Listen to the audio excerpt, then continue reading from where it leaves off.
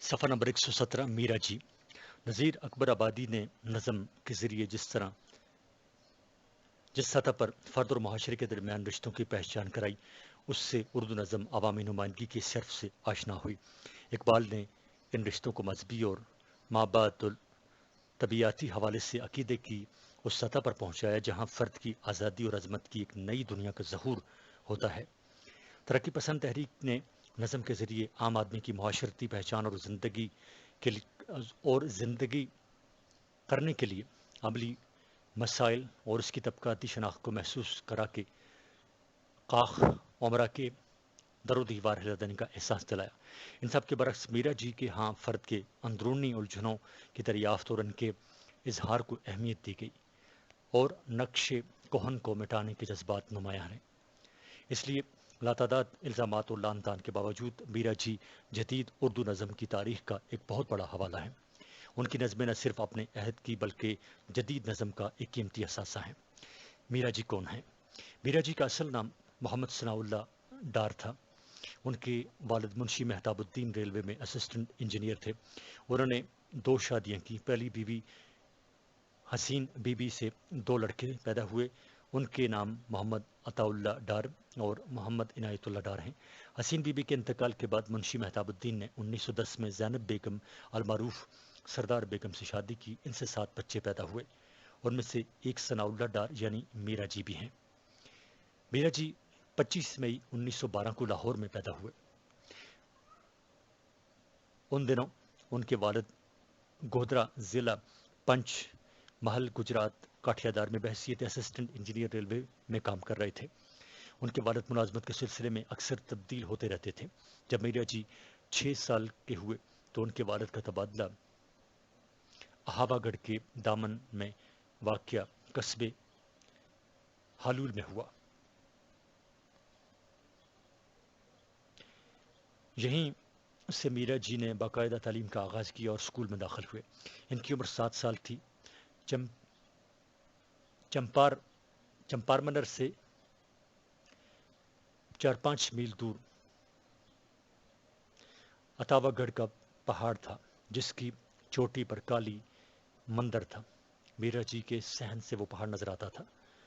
میرا جی کے والد کا تبادلہ بلوچستان ہو گیا اور میرا جی اہل خانہ کے ساتھ لاہور آ گئے، جہاں انہیں باغبان پورا اسکول میں داخلہ دلایا گیا۔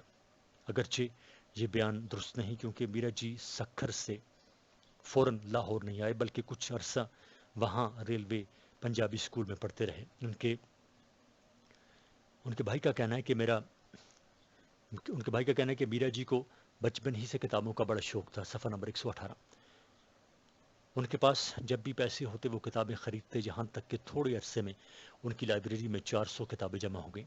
سکھر کے بعد وہ کچھ عرصہ جیکب آباد میں رہے، یہاں ایک سندھی اسکول میں پڑھتے تھے۔ جیکب آباد میں وہ مطمئن نہیں تھے، ان کو لاہور بھیج دیا گیا۔ یہاں مزنگ ہائی اسکول میں 9ویں جماعت میں داخل ہو گئے۔ یہاں ان کے کئی دوست بن گئے جن میں دین محمد، نذیر شامری اور بشیر احمد شامل ہیں۔ اسی زمانے میں میرا جی شاعری کرتے تھے اور ساحری تخلص تھا۔ جس کمرے میں ان کی رہائش تھی ان کا نام انہوں نے ساحر خان رکھا تھا۔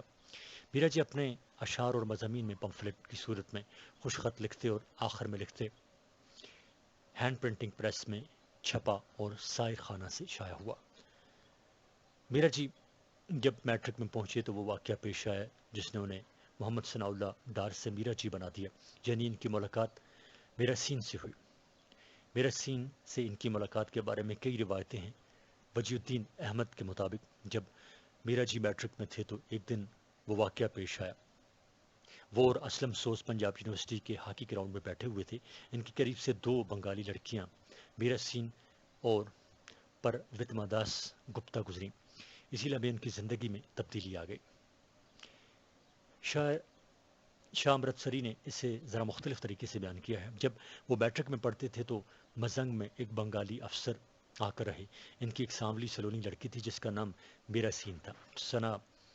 ثنا کو وہ بہت بھائی مگر ثنا صاحب نے اس سے کبھی بات تک بھی نہ کی اور فقط دور سے دیکھتے رہے۔ جبکہ محمود نظامی اس واقعے کو بہت بعد کے زمانے سے منسوب کرتے ہیں اور یہ واقعہ مختلف انداز میں بیان کرتے ہیں۔ وہ کہتے ہیں کہ میٹرک کرنے کے بعد محض میٹرک کرنے کے بعد بعض وجوہ کے سبب میرا جی کالج میں داخلہ نہ لے سکے۔ اتفاق سے ان کے دوستوں میں ایک صاحب ایسے بھی تھے جنہیں وہ افسانہ نویس بنانے کی بڑی آرزو رکھتے تھے۔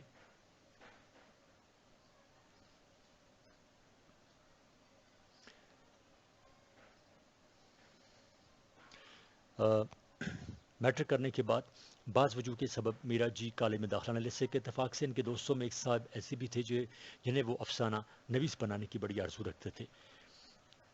انہیں ادبی مشورے دینے کے لیے کبھی کبھی ان کے کالج جانے کرتے۔ ان صاحب کی سیٹ کے برابر ایک بنگالی لڑکی بیٹھا کرتی تھی جس کا نام میرا سین تھا۔ ثناء اللہ نے اس لڑکی کو نہ جانے کس عالم میں دیکھا کہ وہ ہمیشہ کے لیے اس پر مر مٹے۔ صفحہ نمبر 119۔ میٹرک پاس کرنے کے بعد محمود نظامی کا بیان درست نہیں، کیونکہ میرا جی نے میٹرک کا امتحان دیا تھا مگر پاس نہ ہو سکا۔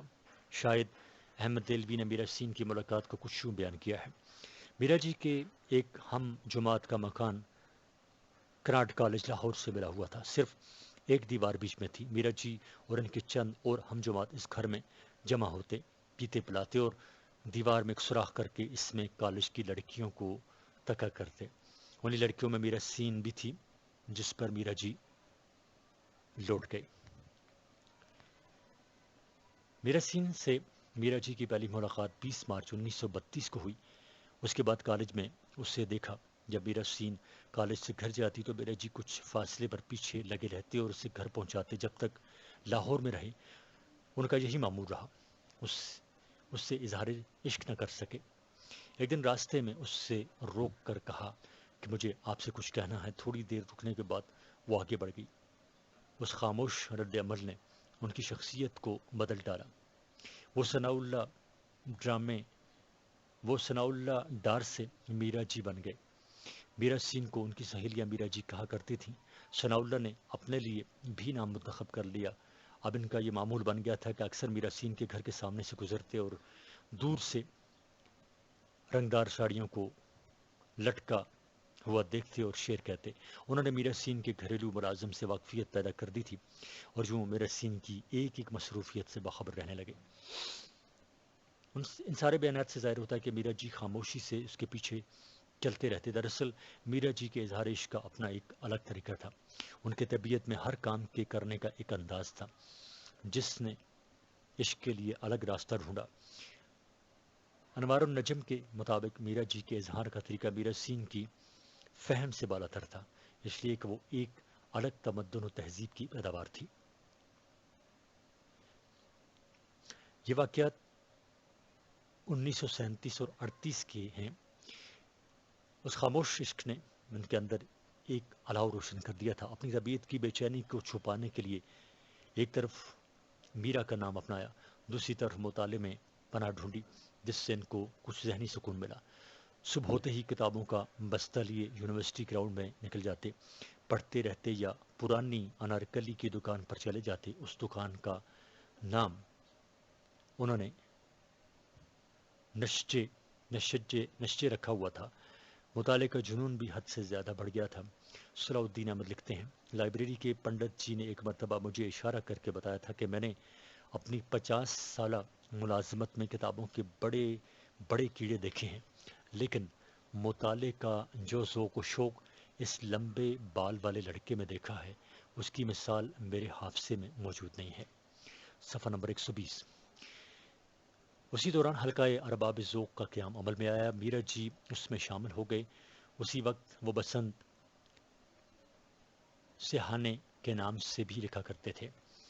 میرا جی 1940 میں حلقے سے وابستہ ہوئے۔ وہ حلقے کے انتظامی امور میں دلچسپی رکھتے تھے۔ میرا جی نے حلقے میں ایک نئی روح پھونک دی۔ انتظامی معاملات سے لے کر تنقیدی معیار تک انہوں نے حلقے کے مسائل میں دلچسپی لی۔ قیام قیوم نظر کا کہنا ہے کہ اجلاس کے دوران کمرے میں کرسیاں نہیں تھیں، صرف صدر، سیکرٹری اور مضمون نگار کے لیے تھیں۔ سامعین کھڑے ہو کر ساری کارروائی سنتے تھے تو میرا جی اپنی چادر نکال کر بچھاتے تھے۔ میرا جی ہر جلسے میں قواعد و ضوابط کے ساتھ شریک ہوئے۔ وہ بعض اوقات حلقے کے ووٹ میں بھی مختلف عہدوں کے لیے اپنے آپ کو امیدوار پیش کرتے لیکن کامیاب نہ ہو سکے۔ سمجھ لیں کہ وہ حلقہ کو اپنا اوڑھنا بچھونا سمجھ چکے تھے۔ ان سارے کاموں میں میرا جی رضاکارانہ طور پر اپنے آپ کو پیش کرتے تھے۔ ان کی گفتگو کا انداز منفرد تھا، ان کے شعری تجزیے، ان کے وسیع مطالعے کا ثبوت ہوتے۔ وہ اکثر جلسے میں کوئی ایسی بات کہتے جو لوگوں کو یاد رہتی۔ یہ بات درست ہے کہ میرا جی حلقے میں آنے سے قبل اپنے مضامین میں تراجم اور تجزیوں کے حوالے سے ادبی دنیا میں جانے جا چکے تھے، اور جہاں ان کو اپنے فن کو نمایاں کرنے کا ذریعہ موقع ملا، انہوں نے ایک ایسی نسل کی رہنمائی کی جس نے جدید اردو نظم کو بام عروج تک پہنچا دیا۔ حلقے کچھ اجلاس میرا جی کے گھر میں بھی ہوئے۔ اسی دوران میرا سین اپنے والدین کے ساتھ لاہور چھوڑ چکی تھی۔ ان کے عشق نے ایک طرف میرا جی کو مطالعے کی طرف راغب کیا، دوسری طرف ان کا حلیہ حتیٰ کہ نام بھی بدل ڈالا۔ یوسف کامران کے سوال پر ان کی والدہ کا کہنا تھا، میں نے شادی کے بارے میں کئی بار کہا، وہ کہتا تھا کہ شاعری سے شادی ہو گئی ہے، ویسے مجھے یقین تھا وہ کچھ کرے گا ضرور۔ اس کے بعد میرا جی نے مطالعے کو اپنایا۔ 1939 سے 1942 تک ادبی دنیا سے وابستہ رہے۔ ان کی وابستگی نے خود ادبی دنیا کی ترتیب و مواد میں ایک انقلاب پیدا کیا۔ انہوں نے دنیا بھر کے منتخب شعراء کے تراجم اور ان کے کلام کے تنقیدی جائزے لکھنا شروع کیے، جو بعد میں مشرق و مغرب کے نغمے کے نام سے اکادمی پنجاب لاہور نے شائع کیے۔ ادبی دنیا میں انہوں نے جدید نظموں کے تجربے اس نظم میں کے عنوان سے شروع کیے۔ ان کو ماہانہ 30 روپے ملتے تھے۔ ان 30 روپوں میں وہ شراب بھی پیتے اور اپنے چھوٹے موٹے خرچ بھی پورے کرتے۔ صفحہ نمبر 121۔ صفحہ نمبر 121 جاری ہے۔ یہ ان کی تنگ دستی کا زمانہ تھا۔ مالی حالت اتنی خراب تھی کہ پہننے کے لیے ڈھنگ کے کپڑے تک نہ تھے، یہاں تک کہ وہ گرمیوں میں بھی سردیوں کا لباس پہنتے تھے۔ انہوں نے عجیب و غریب حالت بنا رکھی تھی۔ ان کی وجہ صرف میرا سین کا عشق ہی نہیں تھا، بلکہ کئی خاندانی الجھنیں بھی تھیں جنہوں نے ان جیسے حساس شخص کو اندر سے ہلا دیا تھا۔ ریٹائرمنٹ کے بعد ان کے والد منشی محمد مہتاب الدین کی مالی حالت بہت خراب تھی۔ بھائیوں کی تعلیم کی فکر، گھر کے اخراجات کی فکر، اور اس پر یہ کہ اپنی ماں پر انہیں میرا جی کو بڑا ترس آتا تھا۔ ان کی ماں ان کے باپ کی دوسری بیوی تھی۔ باپ زیادہ عمر کے تھے، ماں کی عمر کم تھی، لہٰذا وہ باپ کو ظالم اور ماں کو مظلوم سمجھتے تھے، مگر باپ کے ساتھ کبھی بدسلوکی نہ کی۔ ان مختلف انسانی الجھنوں نے انہیں نشے کا عادی بنا دیا۔ رفتہ رفتہ شراب کی عادت بڑھ گئی، اور بمبئی کے قیام کے دوران میرا جی اپنی مخصوص حلیے کی وجہ سے شہرت حاصل کر چکے تھے۔ قیوم نظر ان کی شخصیت اور ان کی نفسیاتی الجھن کا تجزیہ کچھ یوں کرتے ہیں۔ قیام لاہور کے زمانے میں میرا جی بند گلے کا لمبا سا اور ڈھیلا ڈھالا سا کوٹ اکثر پہنتے رہتے۔ کلابانوں سے بھرا ہوتا کوٹ کی ٹھوسی ہوئی جیب میں ریمنگٹن ٹائپ مشین پر استعمال ہونے والے بٹن رکھنے کی ایک ڈبیا ہوتی تھی جس میں میرا جی پیسے رکھتے تھے۔ مہینے کے تیسرے ہفتے کے شروع تک اس میں پیسے ختم ہو جاتے تھے۔ ادھار کیے ہوئے پیسے بغلی جیب کے ابھار میں 2 ڈبیاں ہوتی تھیں، ایک میں پان اور دوسری میں پائپ کا تمباکو ہوتا تھا۔ ان میں ایسے کاغذوں کے پرزے بھی ہوتے تھے جن پر نظموں کے خیال، ان کے مصرے یا پھر مکمل نظمیں ہی لکھی ہوتی تھیں۔ یہ نظمیں، یہ مصرے کچھ بھولا رام یعنی شراب فروش کے ہاں بیٹھے ہوئے، کچھ مارو پر گزرتے ہوئے، ٹانگوں کو دیکھتے ہوئے اور کچھ باغ کے کسی گوشے میں بیٹھ کر لکھے جاتے تھے۔ ٹانگوں کو دیکھتے ہوئے اور کچھ باغ کے کسی گوشے میں بیٹھ کر لکھے جاتے تھے۔ ان دنوں وہ ٹوپی پہنتے تھے، وہ اکثر گندی اور غلیظ ہوتی، جرابوں کے اندر ایک اور میلی کچیلی جراب ہوتی، بوٹ اکثر پھٹا ہوا جس میں سے ٹانکے جھانکتے، ایسے میں وہ بوٹ کے اندر سوراخ کے نیچے گتے کا ایک ٹکڑا رکھ لیا کرتے تھے۔ شاید دوہری جرابیں پہننے کا سبب بھی یہی تھا۔ اس وضاقت کے ساتھ ان کی عادت بھی عجیب تھی۔ انہیں سگریٹ کی پنیاں جمع کرنے، گھوڑوں کے گھسے ہوئے نال، چھوٹی موٹی کیلیں الٹے سیدھے لوہے کے تار اور ایسی بہت سی غلم چیزیں جمع کرنے کا بھی شوق تھا۔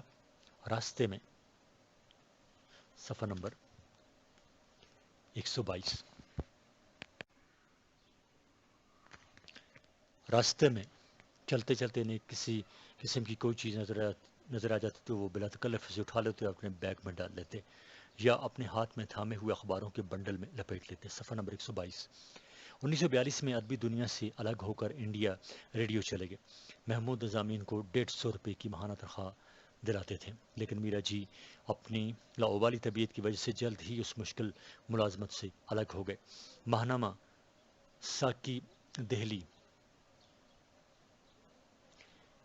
ساکی دہلی میں کلام بھی لکھتے رہے جس کا سلسلہ 2 سال جاری رہا۔ شراب پیتے، گلیوں میں گر پڑتے، گرنے کے بعد خوب روتے، کبھی گلاس اپنے منہ پر مارتے۔ راہ میں اور رونے سے لوگ جمع ہوتے تھے۔ دہلی میں 2 لڑکیوں صاحب قزل باش اور بادلی بیگم سے پیار کرتے تھے۔ بنگالیوں سے میرا جی کی دلچسپی کی وجہ ان کا ظاہری لبادہ تھا۔ وہ چولی پہنتی تھی اور پیٹ آدھے سے زیادہ ننگا ہوتا تھا۔ اس پر لمبے بال میرا جی کی جنسی تسکین ہو جاتی تھی۔ ان تمام خواتین میں بلی خانم اور بدلی بیگم کا اپنا مقام تھا۔ میرا جی نے ان کے حوالے سے کئی گیت بھی لکھے۔ جن لڑکیوں سے میرا جی محبت کرتے تھے ان میں میرا سنگھ کی کچھ عادات مشترک تھیں۔ میرا جی پر ان لڑکیوں کے عشق کا برا اثر ہوا۔ وہ اور زیادہ شراب پینے لگے۔ اکثر نشے کی حالت میں وہ یہ شعر پڑھتے تھے اور روتے روتے کے ہچکی بن جاتی۔ ہرگز نہ کیجیو ان سے محبت تو مصحفی، ہرگز نہ کیجیو ان سے صحبت تو مصحفی، ظالم غضب کی ہوتی ہیں یہ دلی والیاں۔ میرا جی اپنے گلے سے ہندودانی مالائیں گریبان سے نکال کر اور ان مالاؤں کے ایک ایک دانے پر میرا میرا میرا پڑھتے اور بالکل اس میں ہو بیٹھتے جس طرح سادھو گیان دھیان میں بیٹھتے ہیں۔ کبھی کبھی میرا کے بھجن بھی گاتے تھے۔ ان کے پاس میرا سنگھ کی ایک تصویر تھی جو کسی کالج میگزین سے تراشی تھی۔ میرا سنگھ کی ایک حساب کی کاپی بھی ان کے پاس تھی۔ میرا جی جنون کی حالت میں اس کاپی کو آنکھوں سے لگاتے اور گھنٹوں میرا سنگھ کی تصویر ایک پرانے رنی گلاس سے دیکھتے۔ وہ اپنے لاہوری دوستوں کو بھی خطوط لکھتے تھے۔ قیوم نظر کو ایک خط میں لکھتے ہیں: آؤں گا تو زیادہ دنوں کے لیے نہیں آؤں گا کیونکہ میرا سین دارجلنگ میں ہے۔ اس کا مطلب یہ ہے کہ میرا سین کی موومنٹ سے پوری طرح باخبر رہتے تھے، لیکن یہ طے نہیں کہ وہ کس طرح معلوم کرتے تھے۔ میرا سین کی کافر اداؤں کو انہوں نے بدلی بیگم میں مجسم کرنے کی کوشش کی۔ وہ میرے جی کے لکھے ہوئے ڈراموں کا اس طرح پارٹ کرتی رہی۔ انہوں نے محبت کو یہ کہہ کر آگے بڑھانے سے انکار کیا کہ میرا جی میرا بزرگ ہیں۔ میرا جی پھر بھی ان سے تحائف وغیرہ خریدتے رہتے۔ صفحہ نمبر 123۔ لیکن بدلی بیگم کے لیے ان کے ذہن میں کوئی نفرت پیدا نہ ہوئی۔ کچھ عرصہ بعد بدلی کی بیگم حاملہ ہو گئی تو میرا جی ان کے ساتھ شادی کے لیے تیار ہو گئے، کیونکہ متعلقہ شخص نے شادی سے انکار کر دیا تھا۔ لیکن بقول نظر لاہور سے دہلی جا کر اس کام سے منع کیا تو رفتہ رفتہ میرا جی کی پہلے والی حالت واپس آ گئی۔ پوری طرح پرانے حلیے میں مکمل طور پر ڈھل گئے۔ پہلے رات کو پیتے تھے، اب دن کو بھی پینے لگے۔ ان حالات میں نون میم راشد اور محمود نظامی ان کے بڑے سہارے تھے۔ خصوصاً نون میم راشد نے ان کے بڑے نخرے اٹھائے۔ راشد کے ایران جانے کے بعد ان کی حالت بہت نازک ہو گئی۔ تقریباً روز روز خودکشی کا موڈ ان پر سوار رہنے لگا۔ کچھ عرصہ تک محمود نظامی نے انہیں سنبھالے رکھا، لیکن راشد کی یاد محو نہ ہو سکی۔ میرا جی کی بے سر و سامانی میں زندگی گزارنے کے انداز اور رویے کا بڑا دخل تھا۔ ان کے پاس جتنا پیسہ بھی آتا وہ اسے اڑا دیتے۔ جامع دہلی کا زمانہ ریڈیو اسٹیشن اور دوستوں کے ہاں گزارا۔ ایک مرتبہ آگرہ میں جوتوں کا کاروبار کرنے کی کوشش کی لیکن کامیاب نہ ہو سکے۔ نوبت یہاں تک پہنچی کہ دوستوں سے چندہ لے کر شراب پیتے اور کھانا کھاتے۔ آہستہ آہستہ یہ سلسلے بھی کم ہوتے گئے۔ ایک روز بھوک ستا رہی تھی، ایک دوست کے ذریعے 25 روپے ہفتہ وار ترجمے کا کام ملا۔ دسمبر کے وسط میں وہ بھی ختم ہو گیا۔ اس حالت میں والد کے انتقال کی خبر ملی۔ ان دنوں ذہنی حالت بہت خراب تھی، لکھنے کا کام بھی سلیقے سے نہیں ہوتا تھا، دوستوں کے رحم و کرم بھی کم ہو گئے، جو کچھ ملتا تو شراب میں اڑا لیتے۔ بمبئی سے کئی مرتبہ باہر گئے، پونا حیدرآباد، مگر کچھ سہارا نہ ملا۔ 16 اکتوبر 1947 کو بمبئی آ گئے۔ اس کے بعد آخری دم تک بمبئی میں رہے۔ 1948 میں بمبئی سے رسالہ خیال نکالا۔ اختر الایمان کے ساتھ مل کر 100 روپیہ ماہانہ ملتا تھا، ان میں سے کچھ علاج میں لگا لیتے، باقی شراب میں صرف ہوتے۔ 7 پرچے شائع ہونے کے بعد وہ بھی بند ہوئے۔ اسی دوران ایک لڑکی سے عشق ہوا، وہ بھی ناکام ہوا۔ یہ ان کی زندگی کا آخری صدمہ تھا۔ انہوں نے کہہ دیا کہ عورت کا دوسرا نام صدمہ ہے۔ ایک فلم لکھنے کی کوشش کی، مگر وہ بھی مکمل نہ ہو سکی۔ دوسری طرف آمدنی کے سارے ذرائع ختم ہو گئے۔ نوبت یہاں تک پہنچی کہ شراب پینا چھوڑ دیا۔ ان دنوں حالت بہت خراب ہو گئی، نمونیا ہو گیا۔ ڈاکٹر نے پرہیز کا مشورہ دیا، مگر نہ مانے۔ بندرا ہسپتال میں داخل کر دیے گئے۔ وہاں بھی بدپریزی کی وجہ سے ڈاکٹر ناراض ہوتے گئے۔ اس کے بعد کنگ ایڈورڈ میموریل ہسپتال میں داخل ہو گئے۔ 3 نومبر 1949 کو 37 سال کی مسافت کاٹنے کے بعد یہ جوگی اپنے گھر چلا گیا۔ انہوں نے خود اپنی نظم زندگی ختم ہوئی میں فرمایا ہے، صفحہ نمبر 124، زندگی ختم ہوئی جب تک اس دل میں رہا جوش جنوں، تب تک اس دل کو میسر تھی حیات، اب نہیں نہیں ہے وہ بات، زندگی ختم ہوئی۔ میرا جی کی علامتی اور ملامتی شخصیت۔ میرا جی کی شخصیت کے بارے میں ڈاکٹر ظہور احمد آوان لکھتے ہیں، میرا جی کی سب سے پہلے نظر آنے اور گرفت میں لینے والی چیز ان کی شخصیت ہے۔ جب تک زندہ تھے لوگ ان کی ہیئت، غذائی اور حلیے کو عجیب نظر سے دیکھتے، یہی بات ان میں دلچسپی لینے کا باعث بھی بنتی۔ میرا جی کو بھی شاید اس صورتحال کا ادراک تھا۔ اگر فلسفیانہ اور نفسیاتی موشقافیوں میں زیادہ نہ الجھ جاتے اور سیدھے سبھاؤ یہ کہہ دیا جائے، اگر فلسفیانہ اور نفسیاتی موشقافیوں میں زیادہ نہ الجھا جائے اور سیدھے سبھاؤ یہ کہہ دیا جائے کہ میرا جی نے توجہ حاصل کرنے کے لیے ڈھونگ رچایا، تو زیادہ غلط بات نہ ہوگی۔ میرا جی خواہش ہوشیار قسم کے آدمی تھے۔ ان کی نثر اور سب سے بڑھ کر ان کے خطوط پڑھنے کے بعد اندازہ ہوتا ہے کہ وہ اتنے بھی فنا فل فن یا فنا فل میرا نہیں تھے جتنے نظر آتے تھے یا جتنا ان کو سمجھا جاتا ہے۔ میرا جی عجیب لاؤبالی شخص تھے۔ انگریزی کا ایک لفظ گیک ہے، یعنی الٹی اوندھی حرکتیں کرنے والا ناقابل فہم شخص۔ لفظ ہے گیک یعنی GEE۔ میرا جی کچھ اس قسم کے آدمی تھے، وہ ملامتی تھے یا علامتی، جان بوجھ کر ایسا کر رہے تھے یا اپنے اس دوسرے وجود کو تک حقیقت سمجھتے تھے۔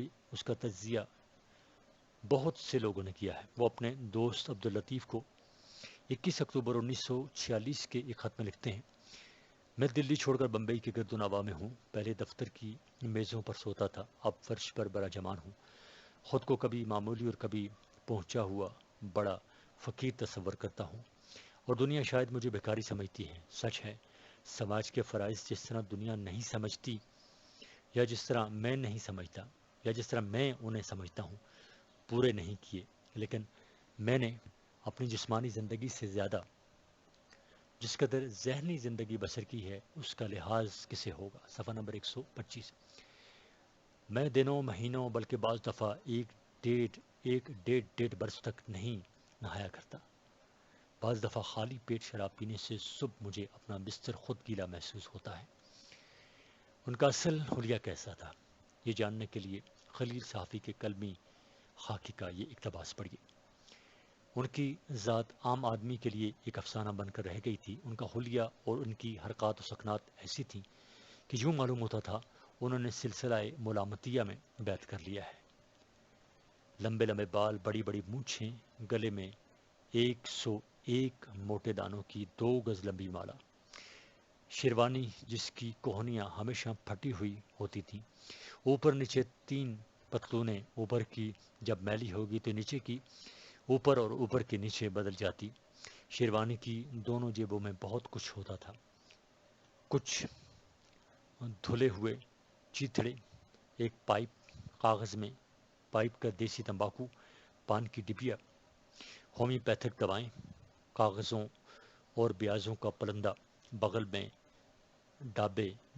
دابے بڑی سڑک پر پھرتا تھا اور چلتے ہوئے ہمیشہ ناک کی سیدھ دیکھتا تھا۔ تانک جھانک کو وہ کفر خیال کرتا تھا۔ محمود نظامی لکھتے ہیں، یہ حضرت ایسے اپنے حلیے کی وجہ سے بھارت ماتا کے ان سپوتوں کا نمونہ تھے جن پر ہندو، مسلم، سکھ، عیسائی بیک وقت سبھی کچھ ہونے کا شبہ گزرتا تھا۔ سر پر سادھوؤں کی تقلید میں لمبے الجھے ہوئے چیکٹ میلے بال، چہرے پر چینی طرز کی نیچے کو لٹکی ہوئی مونچھیں، گلے میں ایک طرف کو بڑی سی گلوری، نیچے پیک سی لتھڑی ہوئی باچھیں، جسم پر مٹی، کتھے اور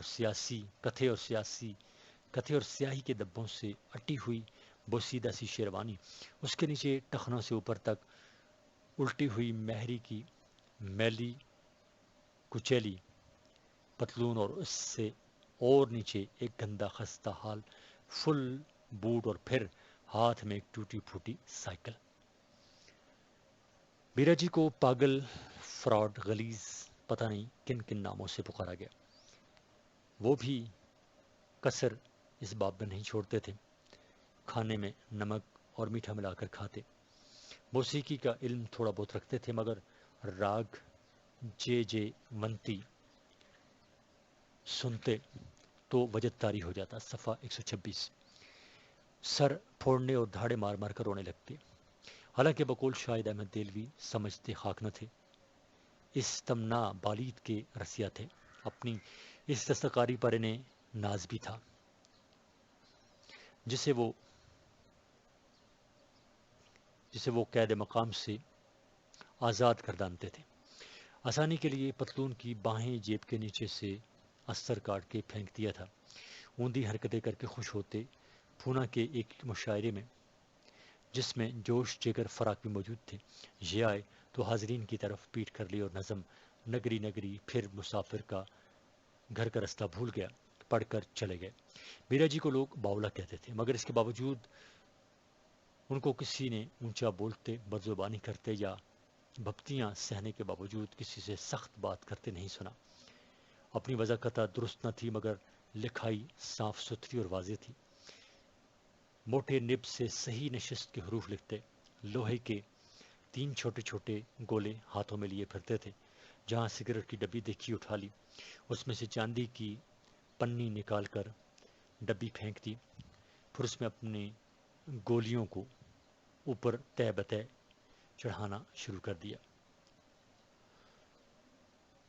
میل سے بھرے ناخنوں والا یہ شخص بقول منٹو گھوڑے شاہ کی قبیل کے سائیوں کی طرح ناک کی سیدھ میں بازاروں میں پھرتا رہتا تھا۔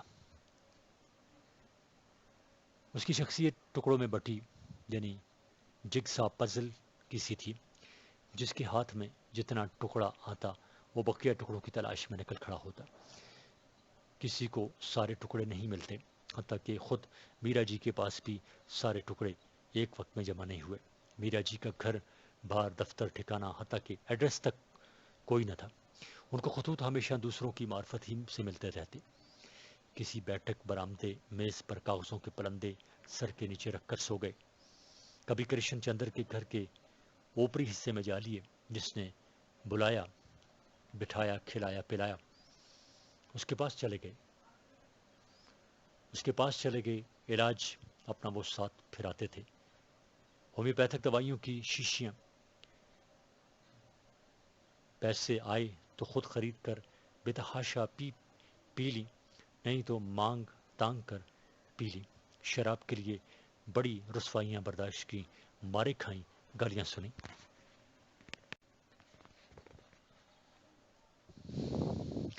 منٹو جیسے شخص نے بھی مزید شراب کے لیے اصرار کرنے پر اسے اتنا ذلیل کیا کہ کبھی ناراض نہ ہونے والے میرا جی کچھ عرصے کے لیے منٹو سے ناراض ہو گئے۔ دن میں 40-50 پان کھاتے تھے اور پان کی پوٹلیاں ساتھ پھراتے تھے۔ جو ملا اسے پان کھلا دیا۔ اردو میں کرسی پر ہمیشہ اردو میں بیٹھتے یا پاؤں اٹھا کر کرسی پر اکڑوں بیٹھ جاتے، اپنی کتابوں کے مسودے اونے پونے داموں بیچتے، پھر ساری رقم نشے کے عالم میں رات بھر میں ادھر ادھر اڑا دیتے۔ تانگے والے کو کبھی 1 روپے کی بجائے 100 روپے کا نوٹ دے دیتے۔ آخری عمر میں دیوانگی کا دورہ پڑنے لگا تھا، ذہنی مریض ہو گئے تھے۔ ہسپتال میں زبردستی داخل کیے گئے تو عالم جنوں میں ایک نرس کی کلائی چبا ڈالی۔ عالم جنوں میں ایک نرس کی کلائی چبا ڈالی۔ صفحہ نمبر 127۔ زندگی بھر ڈنگ کا کوئی کام نہ کیا، بس ہوائی روزی سے سروکار رکھا۔ 3 سال ماہنامہ ادب لطیف لاہور کے سب ایڈیٹر رہے۔ اس کے بعد 1942 میں محمود نظامی انہیں اپنے ساتھ دلی لے گئے، اسکرپٹ رائٹر کی ملازمت دلوائی۔ دہلی میں شاید کوئی بیٹھک وغیرہ لے کر رہے، یہاں تنخواہ معقول تھی مگر سب اللہ تلالوں میں اڑا دیتے۔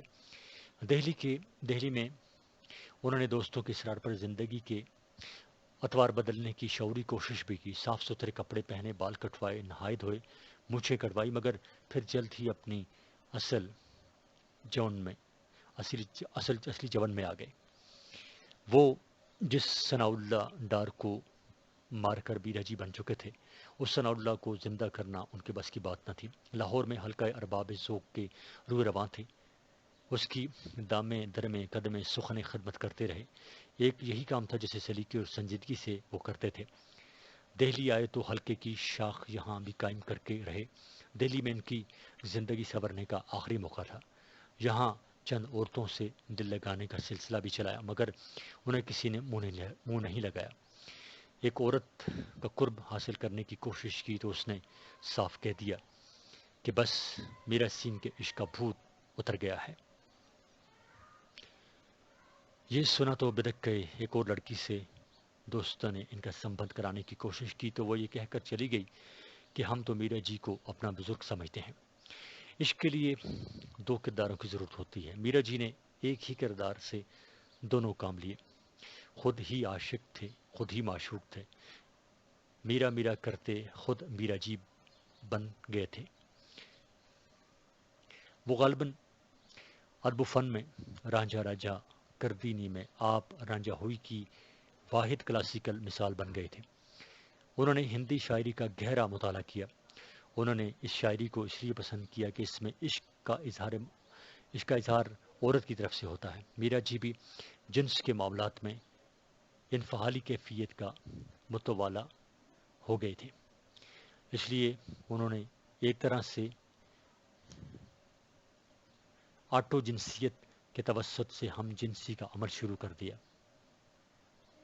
اور فاعل مفعول سبھی کچھ اپنی ذات میں مرتکز کر بیٹھے۔ جب یہ کام کر لیا تو پھر باقی چیزوں سے ان کی رغبت ختم ہو گئی۔ وہ عورتوں کو گھورتے تھے مگر ان میں صرف اپنے آپ یعنی اپنی میرا کو تلاش کرتے تھے۔ وہ طرح طرح کے کمپلیکسز کا شکار تھے۔ جب ماہرین نفسیات ان کے کمپلیکس نکالنے کی کوشش کرتے تو وہ بھاگ کھڑے ہوتے اور چلا چلا کر کہتے میرے کمپلیکس مت نکالو، میں مر جاؤں گا۔ منٹو نے ٹھیک ہی کہا تھا۔ اپنی زندگی کی ایک عظیم ترین خواہش کو جل دینے کے بعد وہ کسی اور کو دھوکہ دینے کا اہل ہی نہیں رہا تھا۔ صفحہ نمبر 128۔ اس پر پتھر اور تیر گرے، اس نے یہ سب کچھ خندہ پیشانی سے برداشت کر لیا۔ میرا جی نے عشرت و فراغت کا زمانہ دیکھا ہی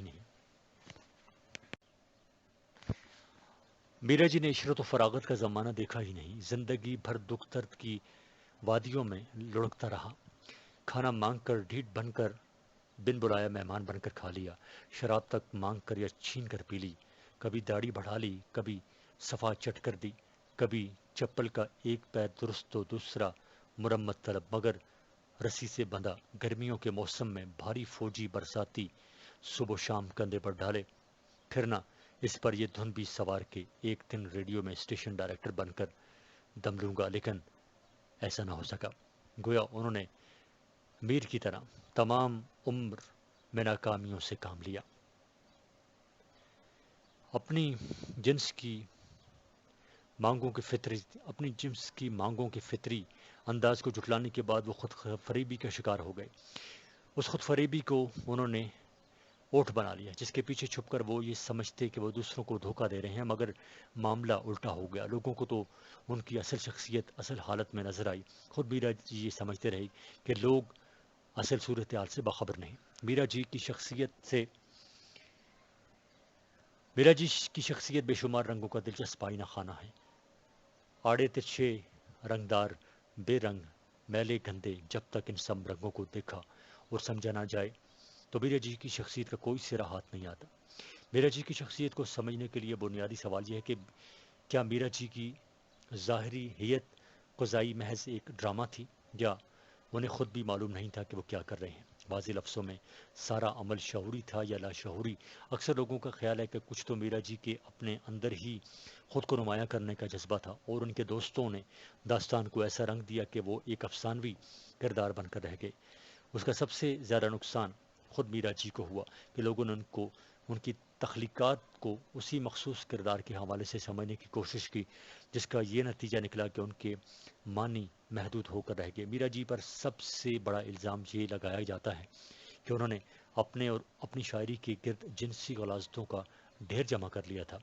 اس الزام میں ترقی پسند نکات پیش تھے، لیکن یہ حقیقت ہے کہ اپنی جنسی تشنگی بجھانے کے لیے انہوں نے غیر فطری راستہ اختیار کیا، اور اپنی شاعری سے کہیں زیادہ وہ اپنی شخصیت بلکہ جنسیت کی وجہ سے مشہور ہوئے۔ صفحہ نمبر 129۔ میرا جی کی شاعری۔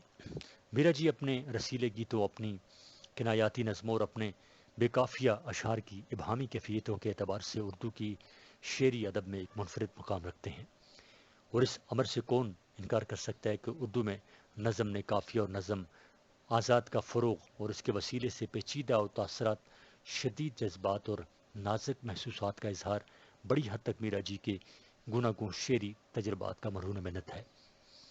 اپنے عروج کے ایام میں میرا جی کی نظم نے ایک ماورائی کیفیت اختیار کر لی تھی اور ایوان شعر میں ایک طلسماتی سی روشنی پھیلا دی تھی۔ پھر اس روشنی سے بیسیوں مشعلیں روشن ہوئیں اور بہت سے اور ستارے جگمگائے، اور شعر کی مملکت میں معانی کا سکہ چلا، اور زبان کی وسعتیں فکر کا سہارا پا کر انجانی حدود تک پھیلتی چلی گئیں، اور اردو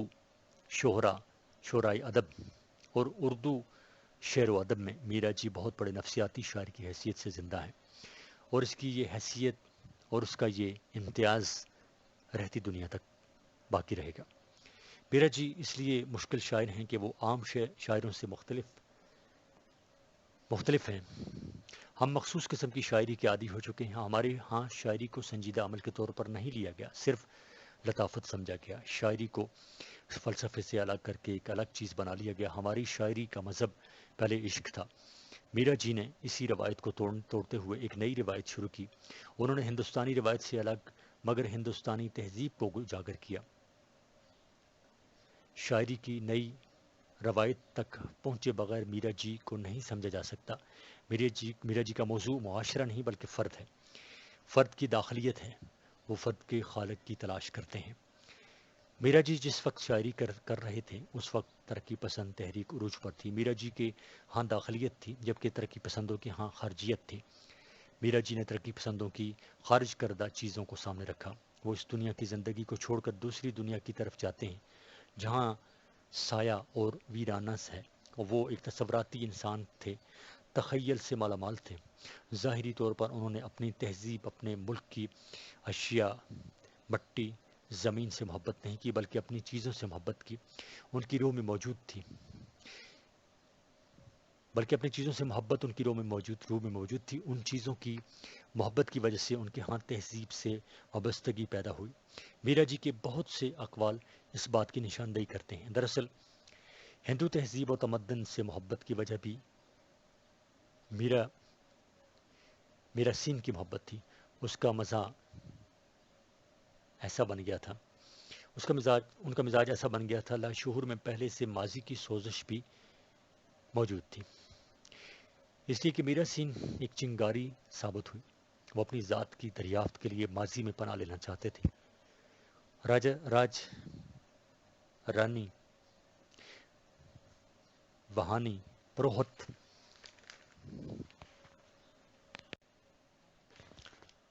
رقص دیوداسی ان کی کرداری نظمیں ہیں. صفحہ نمبر 130. کرشن شیودا سے ایک فضا تشکیل پاتی ہے جو ہندوستانی تہذیب کی فضا ہے. ایسی نظموں کا تعلق قدیم ہندوستانی تہذیب سے. وزیر آغا اپنے مضمون دھرتی پوجا کی ایک مثال میں لکھتے ہیں: اردو نظم کے اس پس منظر میں میرا جی کی نظمیں دھرتی پوجا کی ایک انوکھی مثال پیش کرتے ہیں. بلکہ یہ کہنا شاید صحیح ہوگا کہ اردو نظم میں میرا جی وہ پہلا شاعر ہے جس نے محض رسمی طور پر ملکی رسوم، عقائد اور مذاہب سے وابستگی کا اظہار نہیں کیا اور نہ مغربی رد عمل کے طور پر اپنے وطن کی گن گائے ہیں، بلکہ ان کی روح دھرتی کی روح سے آمانگ ہے اور جس کا سوچنے اور محسوس کرنے کا انداز قدیم ملکی روایات، تاریخی روایات اور اساطیر سے مملو ہے. دوسرے لفظوں میں میرا جی نے ایک بھگت درویش یا جانہار پجاری کی طرح اپنی دھرتی کی پوجا کی ہے، محض رسمی طور پر وطن دوستی کی تحریک کا ساتھ نہیں دیا. یہی وجہ ہے کہ ان کی نظموں کی روح، فضا اور مزاج عرض وطن کی روح، فضا اور مزاج سے پوری طرح ہم آہنگ ہے، اور اس خاص میدان میں انہیں کسی حریف کا سامنا نہیں. وہ لوگ جو میرا جی کو پڑھے بغیر انہیں جنسی علمبردار گردانتے ہیں، وہ ان کے اوپر لکھی گئی تنقیدی اور تحقیقی مضامین میں مطالعہ کریں. میرا جی کے جنسی رویے کی اہم مثال یہ نظم ہے: گوشے میں عافیت کے نہ بیٹھے کبھی کوئی، مسلک میرا یہی ہے ہر ایک کو بتا دوں گا. طاری ہے ایک جمود سا روئے حیات پر، ہر نقشہ جمود کو یکسر مٹاؤں گا. لیکن عطا ہوں سحر کی خاصیتیں مجھے، مل جائیں لفظ لفظ میں کیفیتیں مجھے. میرا جی کی شاعری ایک گمراہ انسان کا کلام ہے جو انسان کی عمیق ترین پستیوں سے متعلق ہونے کے باوجود دوسرے انسانوں کے لیے اونچی فضاؤں میں مرغ باد نما کا کام دے سکتی ہے. ان کا کلام ایک جگ ہنسا ہزل ہے جس کے ٹکڑے ٹکڑے اطمینان اور سکون سے جوڑ کر دیکھنا چاہیے. میرا جی نے شاعری کی بڑے خلوص کے ساتھ شراب پی، بڑے خلوص کے ساتھ شراب پی، بڑے خلوص کے ساتھ بھنگ پی، بڑے خلوص کے ساتھ لوگوں سے دوستی نبھائی. صفحہ نمبر 131. اپنی زندگی کی عظیم ترین خواہش کو کچل دینے کے بعد وہ کسی اور سے دھوکہ کھانے کا اہل ہی نہیں رہا تھا. اس اہلیت کے اخراج کے بعد وہ اس قدر بے ضرر ہو گیا تھا کہ بے مصرف سا معلوم ہو رہا تھا، ایک بھٹکا ہوا مسافر جو نگری نگری پھر رہا تھا. منزلیں قدم قدم پر اپنی آغوش اس کے لیے واق کر دیتی مگر وہ ان کی طرف دیکھے بغیر آگے نکل جاتا. ایک ایسی جگہ جس کی کوئی سمت ہے نہ علاقہ، ایک ایسی تکون کی جانب جس کے ارکان اپنی جگہ سے ہٹ کر 3 دائروں کی شکل میں اس کے گرد گھوم رہے ہیں. صفحہ نمبر 131 جاری ہے. میرا جی کی نظموں میں جنس کی کسی لاشعوری کی تجسیمی صورت بن کر ظاہر ہوتا ہے جہاں وہ صرف ایک تصور ہی رہ جاتا ہے. میرا جی کی شاعری میں چیزیں نہیں بلکہ چیزوں کا تصور ملتا ہے. انہیں عورت سے زیادہ عورت کا تصور عزیز ہے. منظر بھی منظر بن کر نہیں بلکہ تصور بن کر شاعری میں آتا ہے.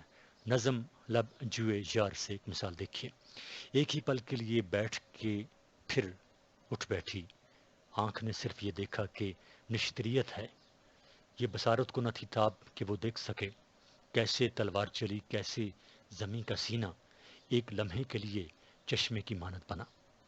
میرا جی کی نظموں کی خصوصیات.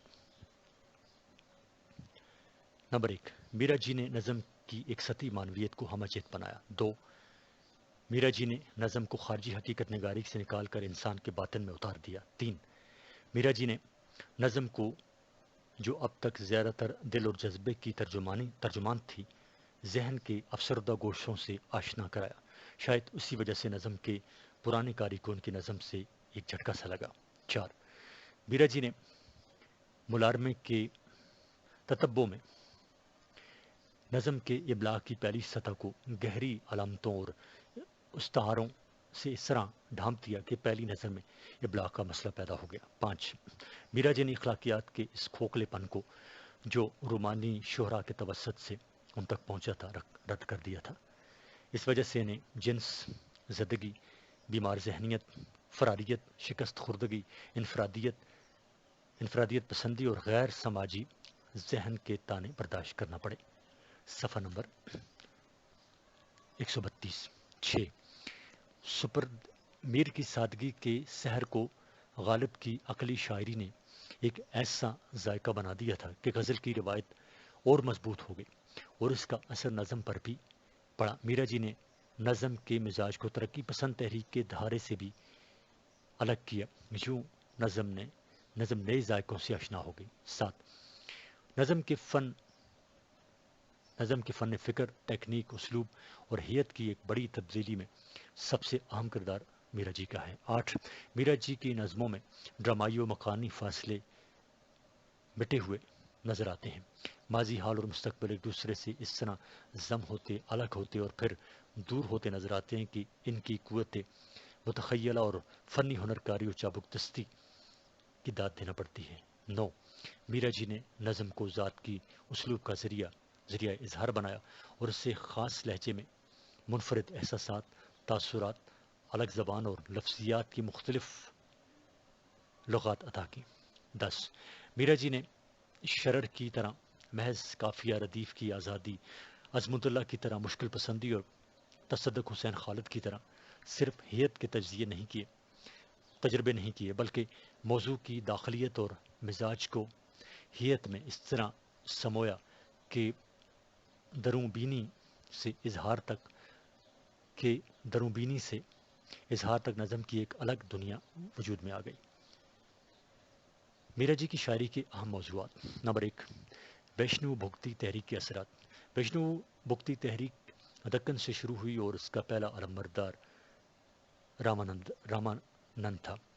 یہاں سے یہ تحریک شمالی ہندوستان میں پہنچ گئی۔ نابھا جی نے اپنی تصنیف بھگت جال میں رامانند سے لے کر 17ویں صدی کے شاعر بھگتوں کے ایک طویل سلسلے کا ذکر کیا جو ویشنو بھکتی تحریک کا پرچار کرتی رہیں، تاہم آخر میں اس تحریک کے نے 4 اہم اصول اختیار کیے۔ شمالی ہندوستان میں رامانند، کبیر تلسی، اس نے بھکتی کی اس تحریک کو پروان چڑھایا جس کے تحت رام اور سیتا کی پرستش ہوتی تھی۔ یہ بیاہتا محبت کی ایک کہانی تھی اور اس لیے اس کے علمبردار شعراء کے کلام میں وہ شدت اور گہرائی موجود نہیں جو کرشن اور رادھا کی کہانی میں موجود ہے، جو دراصل ناجائز معاشقے کی ایک داستان ہے۔ اس تحریک کے علمبرداروں میں شورداس، میرا بائی، ودیانتی،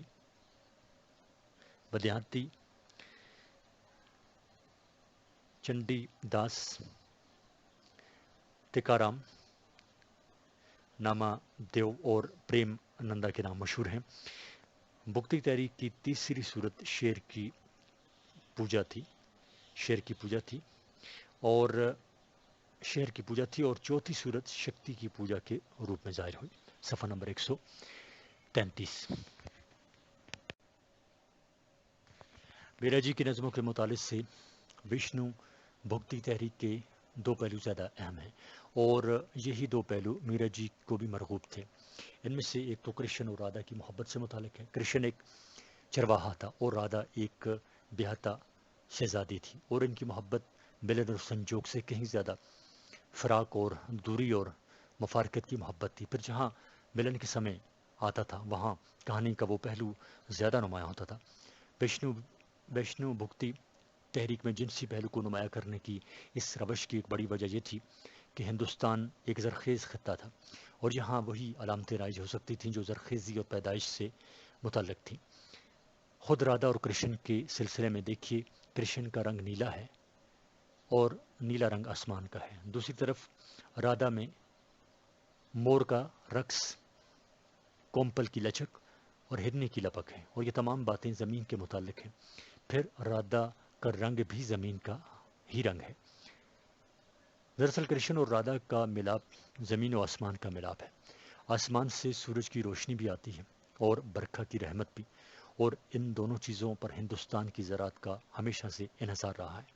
چنانچہ کرشن اور رادھا یا آسمان اور زمین کے اس ملاپ میں زرخیزی کا پہلو ہی سب سے نمایاں ہے۔ بہرحال یہ بات طے شدہ ہے کہ ویشنو مت کے ان تصورات میں جنسی پہلو بڑی شدت کے ساتھ اجاگر ہوا ہے، اور میرا جی کی نظموں میں جنسی پہلو کو نمایاں کرنے کی دھن دراصل وشنو بھکتی تحریک کے ان اثرات کا نتیجہ ہے۔ وشنو بھکتی تحریک دراصل قدیم ہندوستانیوں کے تہذیبی ابال کی ایک صورت ہے جو برہمنوں کی اجاراداری کے مقابلے میں ذات پات کو ختم کرنے کے رجحان، آریاؤں کی خاص مذہبی روایات کے مقابلے میں زمین کی زرخیزی سے متعلق دیوتاؤں اور اوتاروں کی تخلیق، اور سنسکرت کے مقابلے میں زمین کی زرخیزی کے متعلق دیس کی اپنی بولیوں کی احیا میں ڈھل کر نمودار ہوئی، جسے دیکھتے ہی دیکھتے سارے ہندوستان نے قبول کر لیا، گویا ایک طویل مدت سے اہل ہند کو اس وقت کا انتظار تھا۔ ویشنو بھکتی تحریک میں اور کرشن بھکتی تحریک میں زیادہ اثر تصوف کا ہے۔ کسی چیز کی پرستش کرنے کے لیے اس میں ڈوبنا ضروری ہے۔ کرشن بھکتی میں تصوف زیادہ ہے، ان کے نزدیک خدا ایک اصول حسن ہے، عورت اس کا برتری اسم ہے۔ چندی داس کرشن بھکتی کے اثر سے میرا جی اس کے زیر اثر ہو گیا۔ میرا جی ہر طرف سے انسان کو دریافت کرنا چاہتے تھے، جس کی وجہ سے وہ ہر حوالے سے الجھ جاتے اور ان کا ذہن انتشار کا شکار ہو گیا۔ وہ خود اتنا عجیب انسان بن گیا کہ ہر چیز تک پہنچنے کے لیے اپنا ایک نظام بنایا جس کے مطابق اپنے آپ کو چلائے گا۔ صفحہ نمبر 134۔ نمبر 2، جنس کا ذکر۔ میرا جی کی شاعری میں جنسی پہلو ڈاکٹر وزیر آغا کے خیال میں ویشنو بھکتی تحریک کا نتیجہ ہے، جو دراصل مرد اور عورت کی ناجائز جنسی محبت کی والہانہ پن اور شدت کو اجاگر کرتا ہے۔ مدھر میں جنسی ملاپ کی پوری عکاسی ہوتی ہے۔ عورت اور مرد کی محبت میں جنسی پہلو کی نمو، ناجائز جنسی تعلقات اور ان کی سراہنے کی روش میرا جی کی نظموں میں عام ہے۔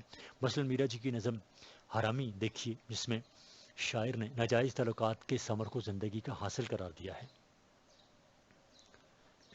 چنانچہ یہ بھی ویشنو بھکتی تحریک کا وہ بنیادی تصور ہے جس کے تحت زرخیزی اور افزائش کو باقی سب باتوں پر فوقیت حاصل ہے، اور میرا جی نے ناجائز محبت کے ضمن میں عام سماجی رد عمل کو قطعاً نظر انداز کر دیا ہے۔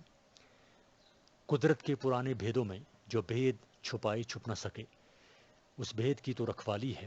اپنے جیون کے سہارے کو اس جگ میں اپنا نہ کر سکی، یہ فہم ہے کوئی دن آئے گا۔ وہ نقش بنانے والی ہے جو پہلے پھول ہے کیاری کا، پھر مالی ہے پھلواڑی ہے کا، غیروں کے بنائے بن نہ سکے، انہوں نے مٹائے مٹ نہ سکے، جو بھید چھپائے چھپ نہ سکے، اس بھید کی تو رکھوالی ہے۔ یہ سکھ ہے دکھ کا گیت نہیں، کوئی ہار نہیں کوئی جیت نہیں، جب گود بھری تو مانگ بھری، جیون کی کھیتی ہوگی ہری۔ صفحہ نمبر 135۔ اس نظم میں گود بھری کے کھیت کا تصور کھیتی کے ہرا ہونے کے تصور سے میرا جی نے جو تعلق قائم کیا ہے، دراصل زمین اور اس کی زرخیزی کے بنیادی تصور سے ہم آہنگ ہے، اور اس نقطے کو ملحوظ رکھنا بھی ضروری ہے۔ ناجائز محبت کی بازگشت میرا جی کی لاتعداد نظموں میں سنائی دیتی ہے۔ ان کی نظموں کی عورت یا طوائف ہے یا دوسری عورت ہے، اور اس تعلق بیاتا محبت کے بجائے ناجائز معاشقے، بالخصوص کرشن اور رادھا کے معاشقے کا پرتو ہے۔ طوائف کے ہاں جانے کا تصور میرا جی کی اس نظم میں بہت نمایاں ہے، جو اخلاق کے نام ہے اور جس میں میرا جی نے اس رنگیلے رسیا کا ذکر کیا جو ہر شام بن سور کر نکلتا ہے اور ایک نئے کوٹھے پر جا پہنچتا ہے۔ دوسری عورت میں بھی کچھ ایسی ہی کیفیت ابری ہے۔ اس نظم کا ہیرو ابھی ایک مسافر ہے جو پل بھر کے لیے پیڑ یعنی عورت کی گھنی چھاؤں میں رکتا ہے اور پھر چل دیتا ہے۔ میں تھکا ماندہ مسافر ہوں چلا جاؤں گا، ایک گھڑی راہ میں تم مجھ کو بسر کرنے دو۔ جانی پہچانی ہر ایک بات ہوا کرتی ہے، جانی پہچانی ہر ایک بات سے کیا رغبت ہو۔ پل کا جادو ہے انوکھا جادو، نت نئی باتوں کو لے آتا ہے۔ ایک پل شرم کا دشمن ہے کہ جیسے کبھی خلوت سے کوئی دوشیزہ پیراہن سیج پر رکھتے در استادہ سے باہر آئے اور باہر ہو ہجوم، اپنے حلقوں سے نکلی ہوئی آنکھوں کا ہجوم۔ لمحہ بھر کا کیف، ایک پل کا سکھ اور اس کے بعد مفارقت، دوری اور دکھ کی گنگور گھٹا۔ یہ ہے میرا جی کی محبت کا سب سے نمایاں پہلو، اور یہ پہلو ان کی تقریباً ہر نظم میں ابھرا ہوا ہے جو محبت سے متعلق ہے۔ مثلاً چل چلاؤ میں ہر منظر ہر انسان کا دیا اور میٹھا جادو عورت کا، ایک پل کو ہمارے بس میں ہے، پل بیتا نہیں مٹ جائے گا۔ میرا جی جنس کی وجہ سے بہت بدنام ہے۔ میرا جی کی جنسیت وہاں سے شروع ہوتی ہے جہاں سے ہم نے اسے غلاظت کا ڈھیر قرار دیا۔ بہت کچھ وہ شاعری میں پیش کرنا چاہتے تھے لیکن معاشرے کی آواز نے انہیں منع کیا، وہ رک گئے اور پوری داستان ہمارے سامنے پیش نہ کر سکے۔ صفحہ نمبر 135۔ اپنی شخصیت کو نہیں سمجھ سکتے اور اپنی شخصیت کو سراپائے احتجاج بنا دیا۔ وہی باتیں جو لوگ سامنے لانے سے گھبراتے تھے، میرا جی نے بغیر کسی خوف کے سب کے سامنے بیان کی۔ کالی اور شیو کے حوالے سے جنسی علاقوں کی پوجا ہندو مت کا ایک لازمی حصہ ہے، چنانچہ ڈاکٹر وزیر آغا نے ان دونوں رجحانات کو میرا جی کی شاعری میں محسوس کیا۔ ان کی فکری ڈانڈے انہی رجحانات سے لائے ہیں۔ حرامی، دوسری عورت، دور کنارہ، ایک نظم، عدم کا خلا اور نزدیک کے علاوہ کئی دوسری نظموں میں جنسی آزاد روی جنسی تعلقات کا موضوع ملتا ہے۔ ان کے ہاں عورت کے دو روپ ہیں، ماں اور دلہن بھی موجود ہیں۔ جنسی آزادی کے باوجود عورت ان کی واحد کمزوری بھی نہیں، وہ اپنی نظم خود مفلسی میں محرومی سے بچنے کا ایک اور راستہ خود لذتی کی صورت میں تلاش کر لیتے ہیں۔